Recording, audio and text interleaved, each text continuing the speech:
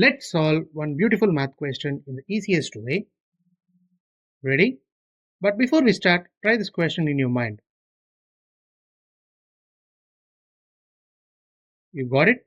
Now, what's the easiest method to solve it so that you will never lose here again? Now, we have 8 divided by 2 the whole square divided by 4 plus 4. Here we are going to use Bodmas rule to solve this, that is brackets, operation, division, multiplication, addition and subtraction. Now we will see step by step how to solve this. First we are going to solve inside the brackets. 8 divided by 2 becomes 4. Now the equation changes as 4 square divided by 4 plus 4. 4 square becomes 16. Now the equation becomes 16 divided by 4 plus 4. So as per the Bodmas rule, first priority is for division, then addition. 16 divided by 4 becomes 4. Adding that to the 4 we get 8. Therefore, the solution of 8 divided by 2 the whole square divided by 4 plus 4 is 8.